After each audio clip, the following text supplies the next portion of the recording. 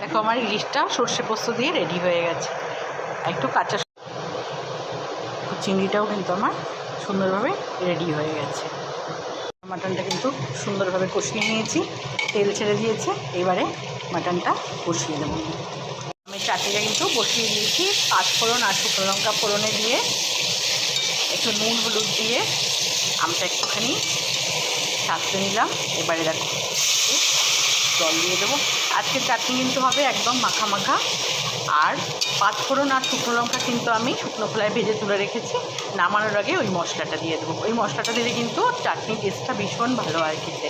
দেখো আমার আমের চাটনিটা কিন্তু রেডি হয়ে গেছে, একদম থকথকা ঘন। নামানোর আগে কিন্তু আমি ওই 5 ফোড়ন আর শুকনো লঙ্কার যে গুঁড়ো শুকনো খোলায় ভেজে রেখেছিলাম ওই মশলাটা দিয়ে দিয়েছি, দিয়ে রেডি করে ফেলেছি। দেখো কাতলা কালিয়া করবো বলে কাতলা মাছগুলোকে নুন হলুদ মাখিয়ে সুন্দর করে ভাজতে বসিয়ে দিয়েছি। এক এক করে মাছগুলোকে সুন্দর করে দিয়ে দিয়েছি।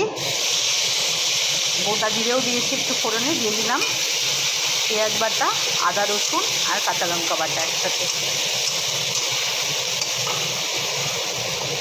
মাছ মশলাটাকে বেশ কিছুক্ষণ পেঁয়াজ বাটা, আদা রসুন বাটা, কাঁচা লঙ্কা বাটাটা দিয়ে কিছুক্ষণ কষিয়ে নিয়েছি। দিয়ে দিলাম স্বাদ মতো নুন। এবার আমি এখানে অ্যাড করে দেবো মশলাগুলোকে। এখানে দেবো বেশ কিছুটা হলুদ লাগবে আমাদের, ও লঙ্কার গুঁড়ো দেবো এখানে, দেবো এখানে ধনের গুঁড়ো আর জিরের গুঁড়ো।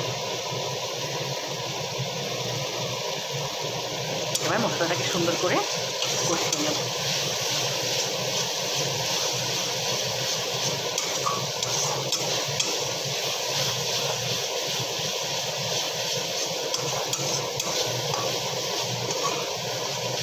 মাছটা ভালো করে কষিয়ে নিয়ে তেল ছেড়েছে, আমি জল দিয়ে দিয়েছি যতটুকু দরকার। এবার মাছের ঝোলটা সুন্দর করে ফুটে উঠবে। আমি যেহেতু এর মধ্যে শাহি গরম মশলা একটু দেবো না, তার কারণ হচ্ছে এখানে অনেকটা এলাচ লবঙ্গ দারচিনি দিয়ে ফোড়নে দিয়েছি, আর এটা দেবো না। শাহি গরম মশলা আজকে আর অ্যাড করলাম না। এই হচ্ছে আমার কাতলা কালিয়া কিন্তু সুন্দরভাবে রেডি হয়ে গেছে।